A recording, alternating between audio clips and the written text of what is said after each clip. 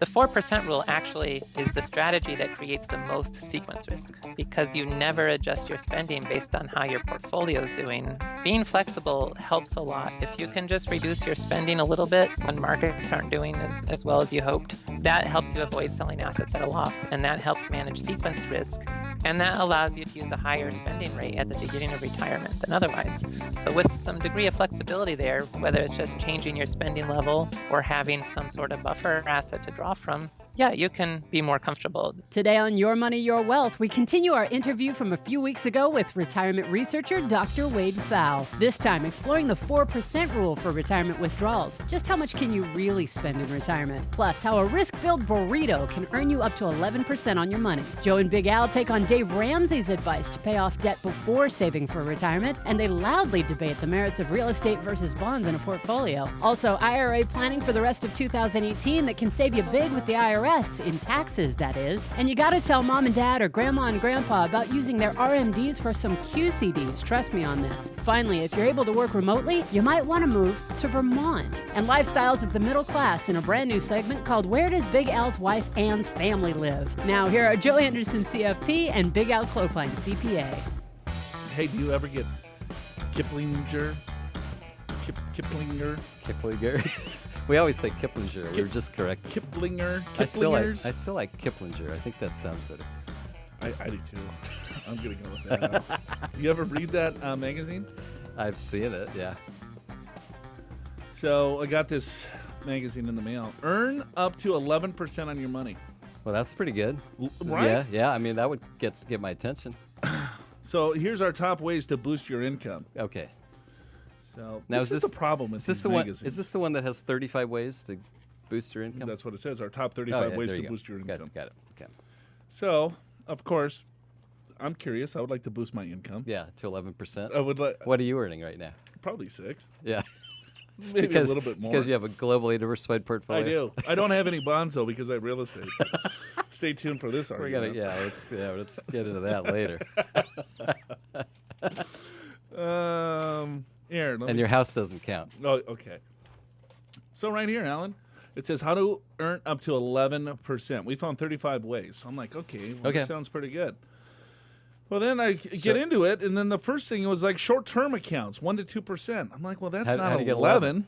How do I get 11? You add 10 to 1. So I'm like, okay, that's not 11. So maybe it's starting small to big. I keep reading. Muni bonds? Muni bonds, 2 to 3%. Right. Getting closer. Getting closer. That's not 11, damn it. You're not warm yet. Investment grade bonds, 3 to 4. Wow. Isn't a short-term bond could be an investment grade? I guess, yeah. So this would be like a midterm investment grade? I'm thinking this is even maybe a little bit longer. Maybe. So, or maybe a total bond market fund? That has blends of everything? Yes. Foreign bonds, 3 to 5%. I'm just reading this from the magazine. Don't quote me on this compliance. Right? You're giving I'm not rates guaranteeing any type of returns. This is what Kiplinger is guaranteeing you. High yield bonds, 3 to 6%. Okay. Also known as junk bonds. Junk bonds. Real estate investment trusts. Now we're getting into some fun stuff. 4 to 9%. Yeah, 4 to 9%. Just lock up your money forever and pay a big fat commission. And then you get 4 to 9%. Yeah. But you don't know that 4 to 9% is probably return of your own capital. Yeah. Usually the ones I've seen are 6%, but in some cases that's exactly what's going on. Now we're getting into some other good stuff. How about some closed-end funds? Oh boy. Oh yeah, let's put some leverage. Now you got some high commission products. So your broker would love to sell you that one. Let's get some leverage inside a mutual fund that you have zero transparency. Is that what it says? Yeah, that's what it says. If you like zero transparency and leverage, if you don't know what leverage is, then you should not be buying closed-end funds. And then finally, our master limited partnerships, 8 to 11. 8 to 11. That's a broad term, master limited partnership. MLPs. Right. Oh, boy. Those were pretty popular until they blew up. So we could cherry pick. I mean, who's the author of this? Well, and it depends. In MLP can be almost anything. Depends what they invest in. I guess it could be. Well, it's a master limited partnership. Right. So it could be gas. It could be a family business. Real estate. Yeah. It could be Joe's Garage that you talk about sometimes? Yes. Yeah. Let's see here. Well, Green Plains Partner, that's an MLP of a brokerage firm. They like that, which owns and operates storage tanks. So let me ask you a question. Have you ever seen anyone put money into a master limited partnership and lose everything they invested? Not everything, just about everything. Yeah. Well, I have. I've seen them lose every penny. I have not seen them perform all that great. Yeah, it depends. Like now, if you did an MLP and bought into real estate in, let's say, 2001, for example, and you sold out in 2006, you did great. You did great. But if you did, I think there's good investments, bad investments. Right. I'm not saying MLPs are awful or bad. You just have to take a look at the wrapper, understand what you're investing in. Yeah, because MLP is a wrapper, so it's what's the investment? What's inside of it? Yeah, right. You know what I mean? If you have a burrito with rotten stuff in it, that's not going to be very good. Or you can have a California burrito from, the Matador right by my house. It's delicious. French fries? Yes. Junk bonds, closed-end funds, REITs, and MLPs. Now there's a financial burrito full of indigestion. Find out what rate of return you need to be getting from your portfolio and how to get it without all the risk and lack of transparency and bad gas. If you're in Southern California or visiting soon, sign up for one of our 2-day retirement courses or learn financial strategies for turbulent times at our free monthly Lunch and Learn events in San Diego. Visit the Learning Center at yourmoneyyourwealth.com to sign up now. For personalized help, sign up for a free 2-meeting financial assessment with a certified financial planner from Pure Financial Advisors. Get the tools and confidence you need to prepare for a successful retirement. Sign up for our 2-day retirement courses, a Lunch and Learn, or a free financial assessment at yourmoneyyourwealth.com. Welcome back to the show. Show's called Your Money, Your Wealth. Joe Anderson, Big Al hanging out here, talking to Dr. Wade Pfau. Check him out at retirementresearcher.com. Wade, let's talk about your new book, How Much Can I Spend in Retirement? So there's multiple ways that I think people can create income. Let's just talk high level of what you believe is some of the pitfalls that people are facing as they approach retirement in regards to, how much do they need and how much can they spend, and what are some appropriate ways they should look at, coming up with a spending plan or a retirement income plan, for a lack of a better term. Mm-hmm. Yeah, and so this book, How Much Can I Spend in Retirement, it's specifically on the question of investments. With an investment portfolio, what's the safe spending rate? And how much do you need then to be able to sustain your retirement? And the general rule of thumb that you're quickly going to run across as soon as you start looking about retirement is the 4% rule, that you can spend 4% of your investment portfolio and then not run out of money in retirement. And so if you believe in the 4% rule, the amount you would need to save is just however much you want to spend divided by 4%, which is then 25 times whatever you want to spend. So if you want to spend $40,000 to keep things simple, 25 times that gets you to $1 million. Well, 4% of $1 million is $40,000. And that's the very basic way of figuring out how much you can spend in retirement. Now that there's a lot of further discussion to go from there, and that's what the book is really about. It's digging into all the assumptions that go into the 4% rule and explaining why, as you change these assumptions, for some reasons, maybe the spending number should be even less than 4%. But for other reasons, it could potentially be bigger than 4%.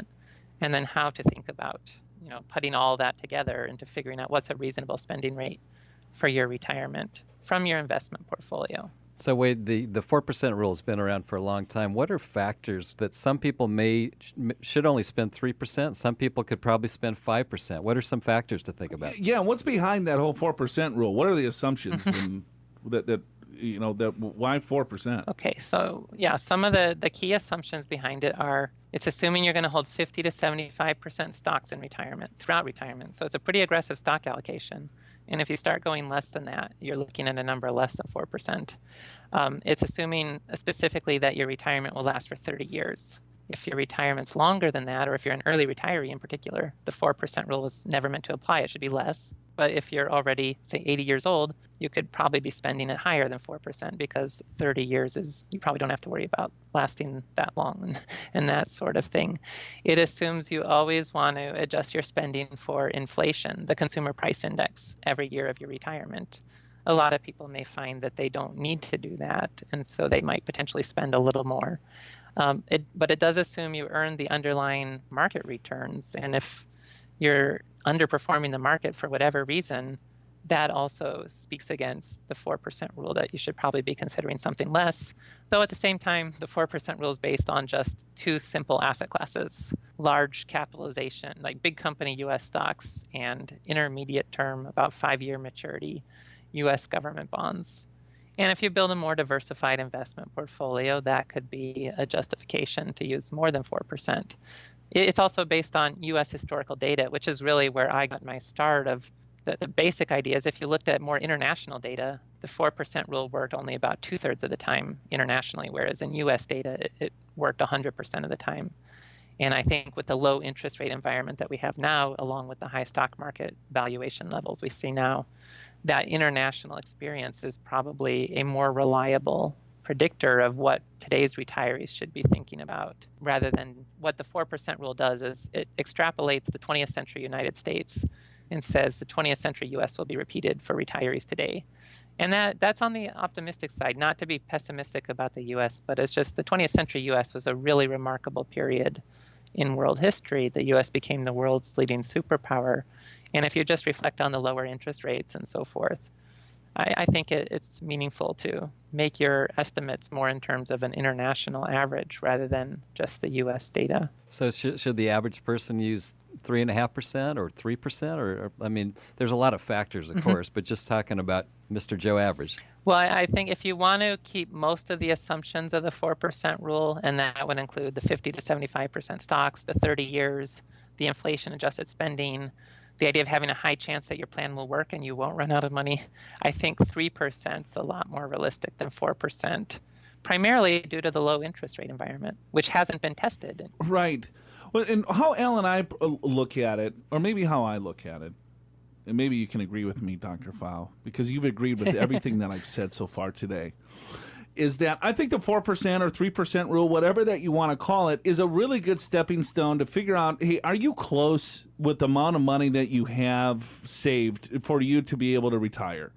Because you're probably well aware that people retire and they think that they can spend a certain dollar figure with a certain asset base, and they are way off base.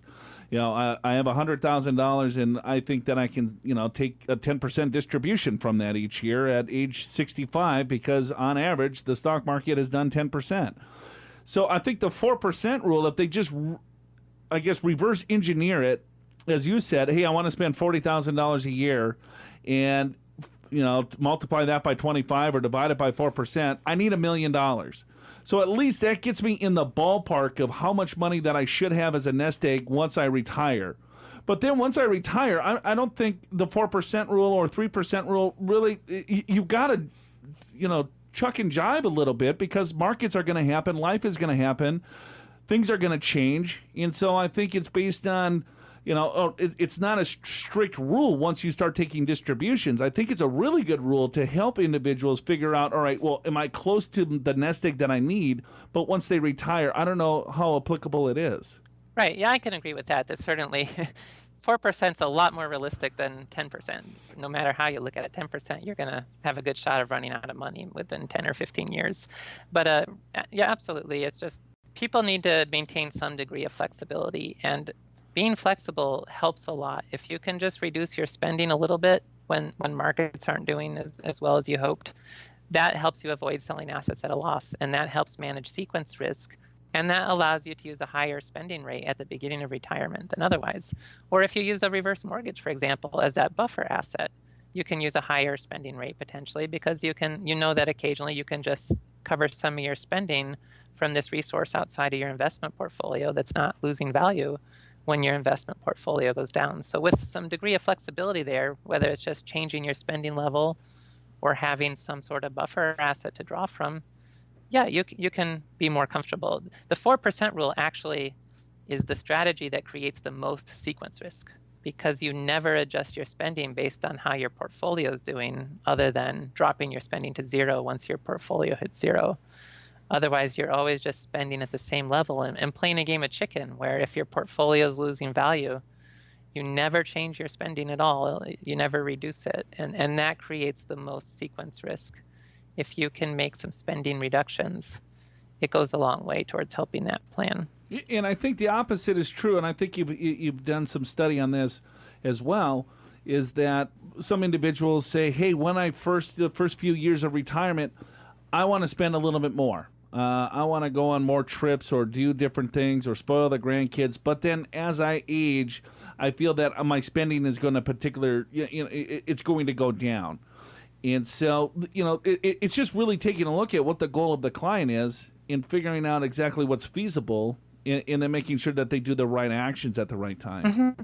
Yeah, and that's where if you're working with a financial planner, they all now have software that you'll be able to model those types of scenarios where the 4% rule does just assume your spending's always growing with inflation. But if you think, well, I want to spend a little bit more in the first few years, and then after that I'm willing to cut my spending for a while, that's a scenario not specifically designed for the 4% rule, but it's easy enough to model and test, and that the financial planning software can do that as long as you've got a good advisor and the assumptions in the software about market returns are realistic and not overly optimistic, which sometimes happens.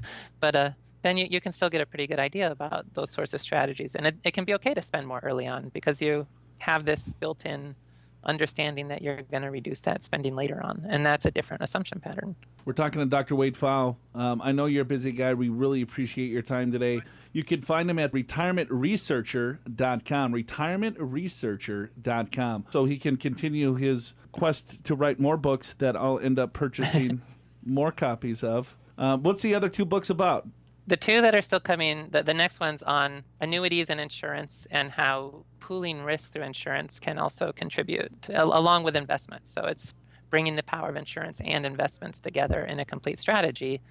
And then the final book after that will be more of a putting everything together in a more simplified, and I'm thinking a question and answer format of really going through the full retirement plan, also adding more about Social Security and Medicare and estate planning and taxes and everything else. Very good. Well, thank you so much, Wade. It's always a pleasure talking to you. And again, you can find Dr. Wade Pfau's work at retirementresearcher.com.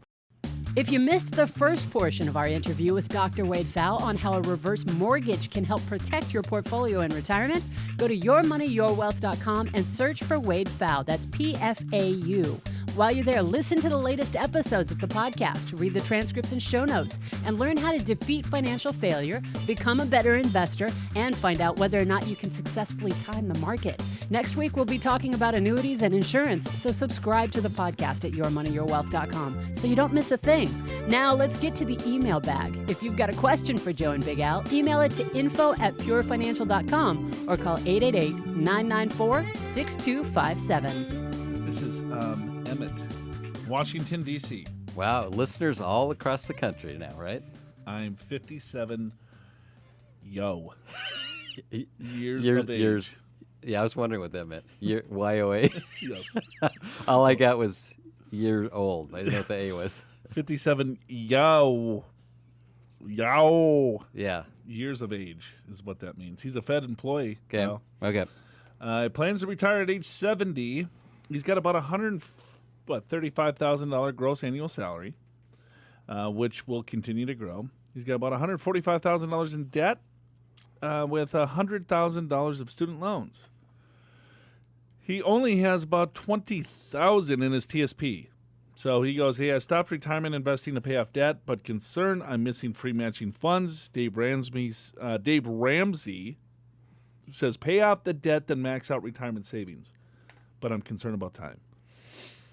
Okay. What do you think? Are you going to agree with your boy, Davey Ramsey? No, I'm going to disagree. Well, let me explain. Dave Ramsey has this approach of how you pay things off. So he says, get a $1,000 emergency fund. That's number one. And then number 2 is... You're a big follower of Dave Ramsey? Yeah. Well, I got it to memory. Yeah. And the second thing he says is... You drink that Kool-Aid. I do. Pay off all your debt. Okay. Okay. And then the third thing you do is then you go to your 401k and IRAs and max that out. Okay. Then the fifth thing that you do is you make sure you set up a college education fund for your kids. And the fifth... What if you don't have kids? Well, then you can skip that one. You can go to number 5, and number 5 is if you still have money, then you can pay down your mortgage. That's his order, and he's very specific. You do one and then the other. You don't do all at the same time. I don't agree with Dave Ramsey at all. Well, I don't agree with that either. And the main reason is the matching funds. In other words, you put in $1 and the feds match $1. And so that's free money. And so I would say a more balanced approach in general works better. I mean, it's a lot of student loan debt for someone who is 57, which is, that's going to have to tackle that. But what do you think? It's his kids? University of Colorado? That's potentially. Yeah. In Boulder. Is this me? Except I don't work for the feds. Did you disguise yourself here, Al, so you can answer your own question? Emmett,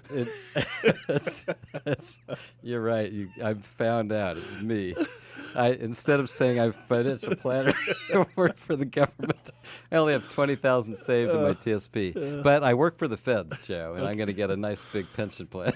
You got $100K in student loans, so So I don't know. He probably maybe it's his own, it's his kids. It could be. We've seen all over the board. Oh yeah, we have a lot of retirees now. Their Social Security is getting withheld because of student loan debt. Right. That they co-sign for kids or grandkids. Yeah, and typically with student loans, the student first gets the loans, but only can borrow so much, and then it goes to a parent loan, Parent Plus, or private loan, or something like that. And so that's in the parent's name, and I would agree. That's probably what this is. So a few different unknowns here is that there's still plenty of time for him to retire. He's looking at retiring at 70. He works for the federal government, so there's going to be a pension plus Social Security.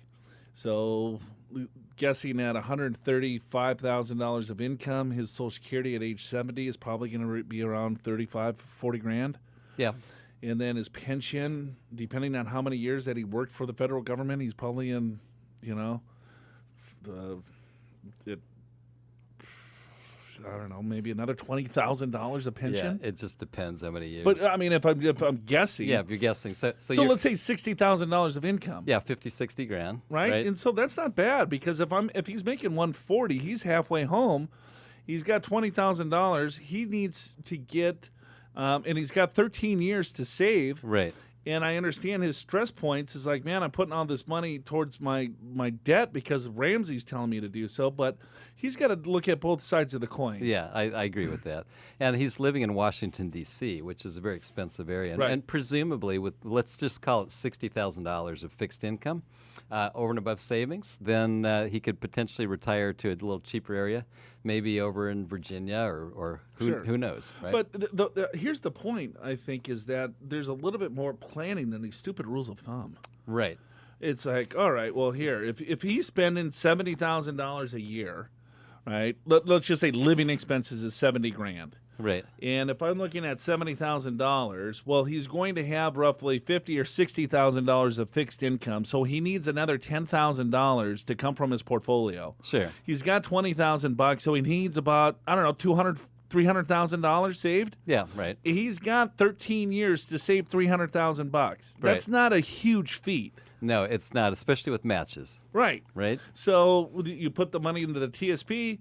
You got 13 years plus the match. I don't know. I think he's close. And then you figure out what that number is, and then everything else you just throw at debt. Right. He can't forget about his retirement. Yeah. So you have to do some planning first, and so I think you bring up a good point, which is these rules of thumbs are for when you don't do any planning. When you have no idea what you're doing, like when you're 80 years old and you should take 100 minus your age and have 20% in bonds and stocks and 80% in bonds. Well, in reality, that works for almost nobody. I mean, I guess if you do no planning at all, at least it's something. But usually, it's not the right answer, and that's the problem with taking these really rigid game plans and assuming that that's gospel. Yeah, I don't know.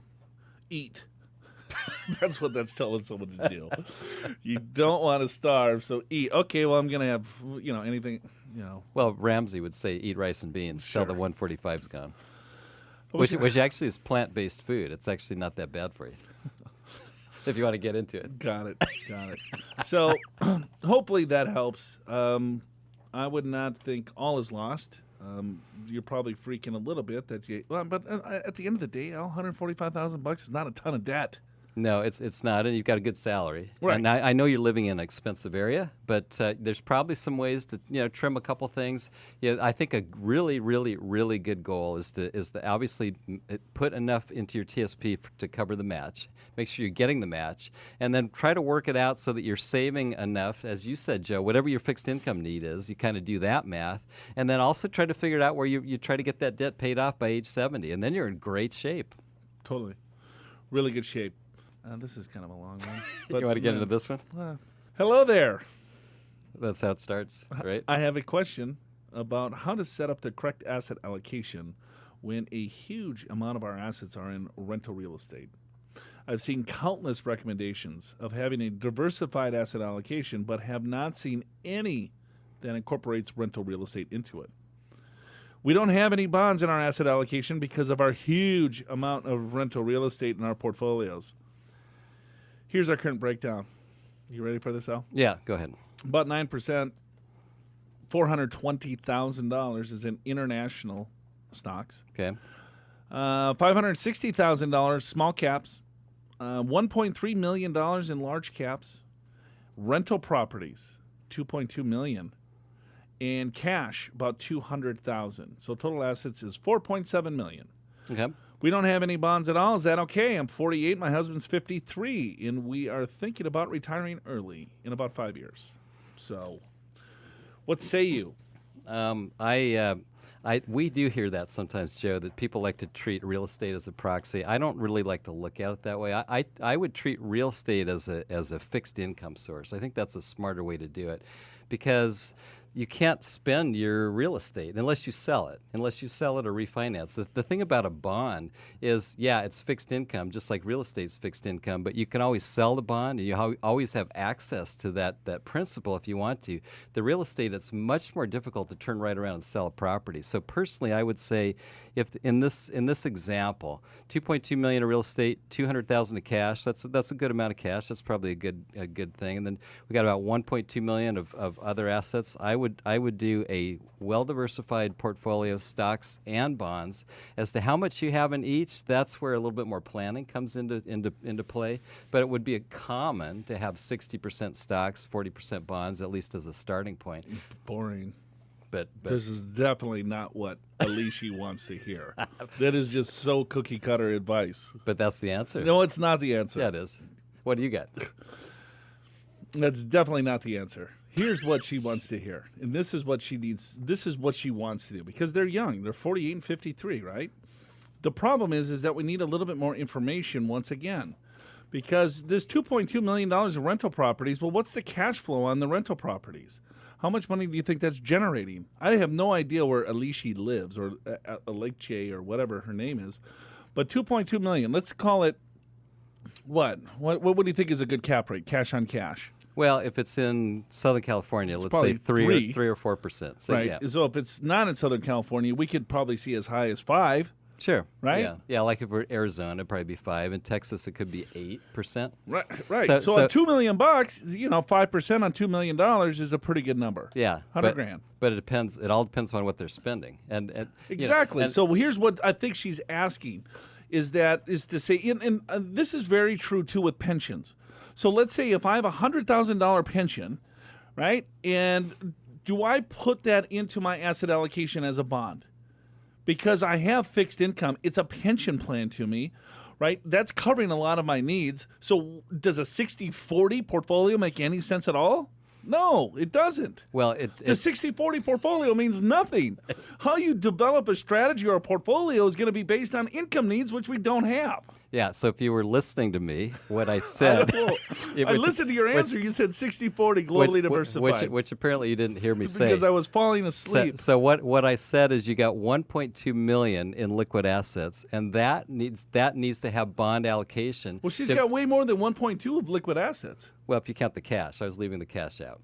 Well, she's got 1.3 million in large caps. Oops. 560 in small caps. 420 in international stocks. I thought that was 130. 1.3. Yeah. Yeah. So it's a bigger number. But so I will agree and disagree with you. So what I'll agree with is you need a lot more information to figure out what the investment allocation should be. Right. But I would not count real estate as a proxy for bonds because you don't have access to the principal. Right. But I don't think you want to use real estate as a proxy to bonds. Well, that's what she asked. That was the question. What she's asking is, do I need bonds? But what she's asking is that, hey, I have a ton of real estate that's generating income, right?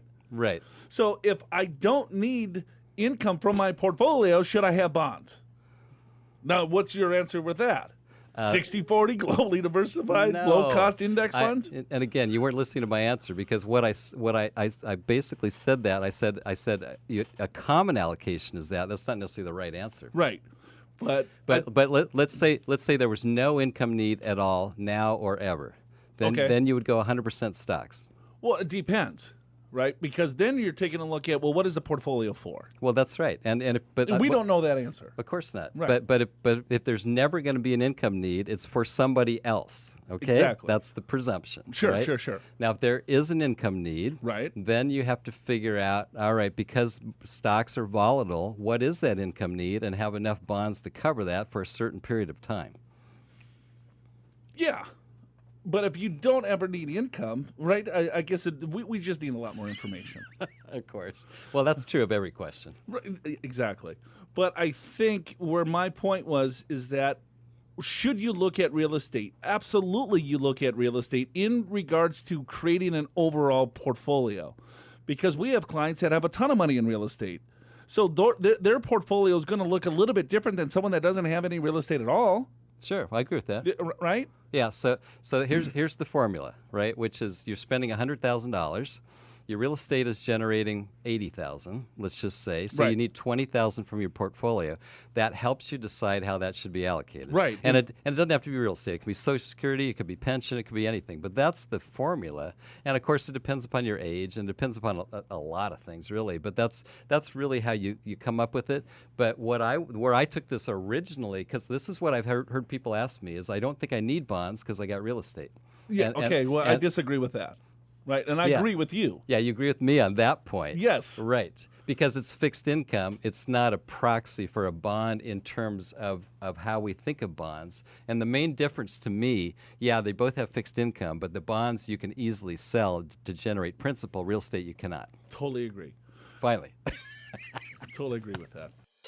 Phew, glad they got through that. If you'd like to see if you can get Joe and Big Al to argue over your portfolio, or even if you've got a less explosive money question, email info@purefinancial.com.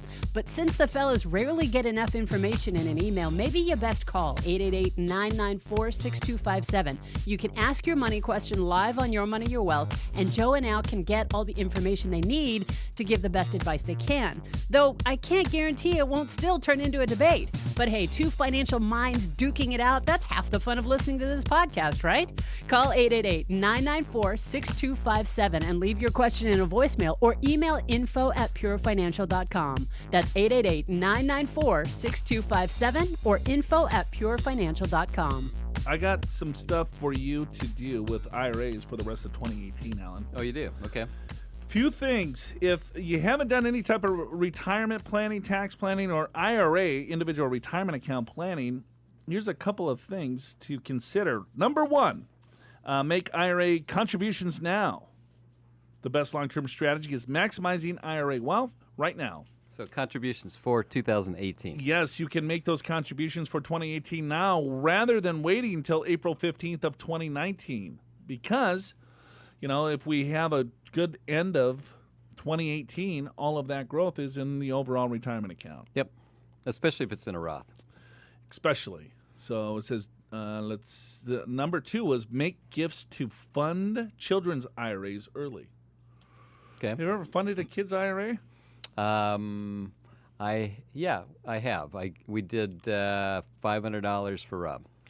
Don't they have that? So there's certain custodians that will not do that, and some will with minors. Yeah. But they said a child's IRA stands to earn the longest period of compounding investment returns because they're children, right? They have more time. You mean they'll probably live longer than, say, you, who's... Okay. Number 3, plan a backdoor Roth IRA contribution. Al, what's a backdoor Roth? Well, that's when your income is too high to do a regular Roth contribution. You can, if you don't have an existing IRA, you can contribute to an IRA. You don't take a deduction, but then you turn right around and convert that. And since you did not get a deduction, it goes into the Roth tax-free. A couple of different rules there, too. You got the pro rata and aggregation rules, so you want to make sure that you understand those 2 rules. So if you have other IRAs, they're going to take a look at the aggregation, the aggregate of all of your IRAs. Sure. As if there was one IRA. Yes. So even though you have one at Vanguard, one at Fidelity, one at TD Ameritrade, and one at Charles Schwab. Yeah, so if you have $1 million in an IRA and you do this, then it's like $5,000 into $1 million, whatever that's a half a percent, right? That's the only part that's going to be tax free. Exactly. Yeah. So yeah, and some people think I can just set up a new IRA somewhere else, yes, because it's not tainted with this other one. But the aggregation rule says no, you got to look at them as one. Yeah, the IRS understands how much money that you have in all your IRAs. So they actually learn about that every year because it's disclosed on a form. Yes, the 5498. 5498 form. All right, another one is correctly project the income tax on a Roth conversion. So this has changed a little bit. It has. In regards to Roth conversions. A conversion is taking money from your standard retirement account, so your 401k IRAs, 403bs, that is going to come out ordinary income tax, but a strategy that a lot of you have utilized if you listen to the show for any period of time is to take money from the retirement account and convert it to a Roth. The reason why you would want to do that is then all future growth of that account will never, ever be taxed again. So right now, Al and I believe that this is a phenomenal opportunity for a lot of you because we're in historically almost all-time low tax rates. Yeah, and for example, if you're married, the 24% tax bracket goes to $315,000 of taxable income. Single is half of that, $157,000. And alternative minimum tax, is not affecting anybody, or very, very, very few people this year. So it's actually it's a cheap tax this year. We talk about doing Roth conversions when taxes are on sale. Well, folks, they're on sale right now. Right. And so now you're paying tax at these lower rates, potentially, depending on your circumstance, of course. And then the money now sits in the Roth, and you'll never pay tax on those dollars again. You put $10,000 into a Roth IRA, pay a few $1,000s in tax this year, but that $10,000 grows to $15,000, $20,000, $25,000, $30,000, whatever the number is. You pull that money out, you'll never be taxed on those dollars again. The change in Roth conversions is that recharacterizations. Yeah, in other words, you used to be able to do a Roth conversion and then change your mind up until the filing date in the following year, April 15th, or if you extend, actually October 15th. But that's gone. Now you can no longer do any kind of recharacterization, so you have to be more careful when you convert because you can't really fix it up. If you convert too much, too bad. You're in a higher tax bracket. So what we're doing, Joe, is in a lot of cases we're doing our Roth conversions towards the end of the year when we know more about people's income. Or in some cases, if their income's relatively steady, maybe we'll do at the beginning of the year, we'll do a partial conversion, but leave some cushion in case there's some extra income, and then in November, December, do a little bit more conversion, as long as it's in the calendar year. Absolutely. That's, I think, the best strategy. So because the time value of money is important. The sooner that you get the money in the Roth, the better. Yeah. The only time where you wouldn't do that is if you're a business owner and you have no idea. No idea. You're clueless. So then you got to wait till November, December to see what the appropriate amount is for you. Right. It's like, we've had a pretty steady year, but you have this contract looming that could either hit or not hit. Right. Then you just wait. Right. So a few other things here. Let's see. Roll funds to a 401k from an IRA to reduce tax on a Roth conversion. What do you think they're talking about there? They're talking about the backdoor Roth. You got it. Right? Because what we're saying is that when you do a backdoor Roth, you contribute to an IRA, you do not get a tax deduction, and you can convert that to a Roth IRA without paying tax if you don't have any other IRAs. But if you do have any other IRAs, we just talked about the aggregation rules and how all this works. So what you can do is you can take your other IRAs and you can roll them into a 401k, and guess what? The aggregation rule doesn't apply to 401ks. is it's only IRAs, and that's a SEP IRA, a simple IRA, or a regular IRA. Those are what is considered IRAs for this rule. So if it's in a 401k or a 403b, then it doesn't count. So you wouldn't have another IRA, and you could do the backdoor Roth easily. Here's another huge strategy for this year. QCDs, qualified charitable distributions. If you are over 70 and a half and you give to charity, you have to take a look at this thing. Yeah, I totally agree. And if you know someone that's 70 and a half and not listening, then you got to tell them about a qualified charitable distribution. The reason for this is what? Is that the standard deduction doubled. Yeah. So if you're married, your standard deduction went from $12,000 to $24,000 roughly. Yeah, not only did it double, but you can only deduct $10,000 of property taxes and state taxes. And if your mortgage is paid off and you've got property taxes, state taxes of more than 10 grand, you're limited to 10 grand, you would have to give $14,000 away to charity to get a single dollar of deduction.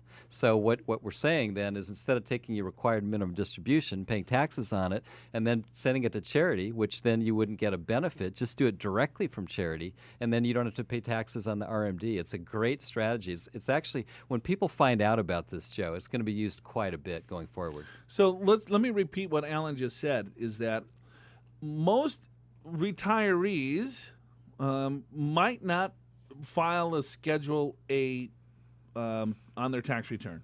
They might not itemize their deductions for the next few years. Right, given the new tax law. And because they're not itemizing their deductions, charities were all up in arms because it's like, okay, well, we're going to lose money here because they're not going to give us any cash. Because there's no tax benefit. There's no tax benefit. But the problem is that the code said, yes, there's still tax benefits. You can still write it off on your tax return. But most people don't give $25,000 to charity. Right. They might give $3,000 to charity that year. If that's the case, they're not going to receive any tax benefit because they probably won't file a Schedule A. Right. And again, it's because the standard deduction, $24,000, will be greater than their itemized deduction, which will probably be $10,000 state and local taxes plus whatever charity they did give. Absolutely. So this will just not even hit your tax return. So instead of taking the required distribution, you could take your RMD, right, and give it directly to charity so you don't have to pay tax on it. They get the money, and then so you get a lot better tax benefit by doing this. So it's called a qualified charitable distribution. IRA planning and tax optimization, as you just heard, can be some seriously complicated stuff. Visit yourmoneyyourwealth.com and click special offer for a free download of our Roth IRA Basics white paper to help you get the ball rolling. Then, when you're ready to make the most of every dollar in your portfolio and keep as much of it away from the IRS as legally possible, hit that free assessment button at the top of the page. That's yourmoneyyourwealth.com. So, Joe, so you're from Minnesota. I am from Minnesota. And you lived in Florida, you lived in Georgia. I have. And now San Diego, California. Yes. Right? Uh-huh. So have you ever thought of moving to another state more recently? Because there's an offer out there. This last Wednesday, there's an offer to move to another state and get paid $10,000. To relocate. Yeah. I've seen that. There's a lot of areas that is hurting for labor. Right. So this is Vermont. Okay. The Green Mountain State. Huh. Right? So peace and quiet, tranquil, beautiful. A little cold in the winter, which you've had some experience with. But this is Vermont Governor Phil Scott. He signed a bill on Wednesday that will pay people $10,000 if they move to Vermont and work remotely for an employer out of state. So they don't even care if you work for an employer there because I guess they don't have that many jobs. They just want people. Right, for the tax base is what they want, right? And so they're budgeting 100 grants for the first 3 years and then 20 additional grants to workers each year thereafter. And so $10,000 will be distributed to first come, first serve. I've never been to Vermont.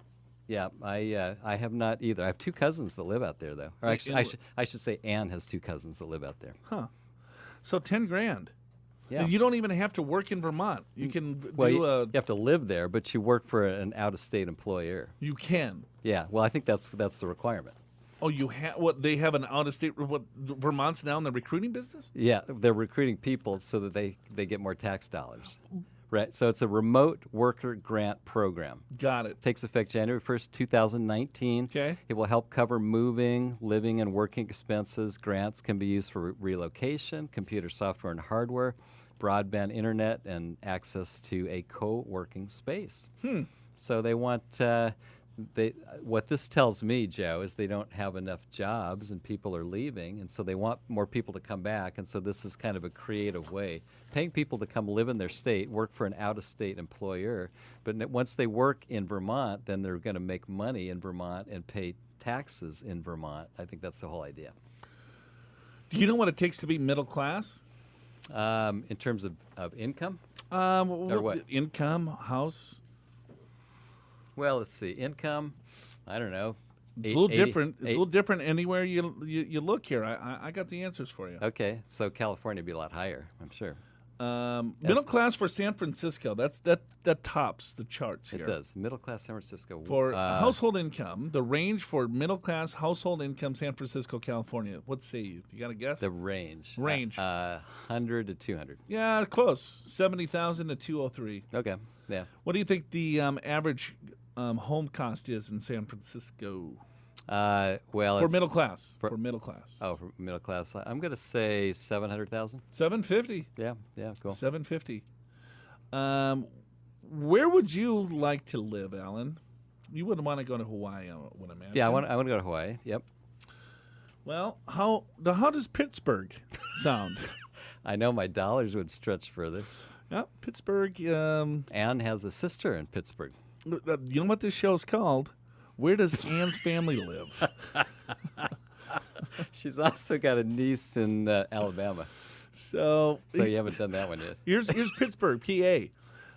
Household, 50,000 to 150. Home price though, 125.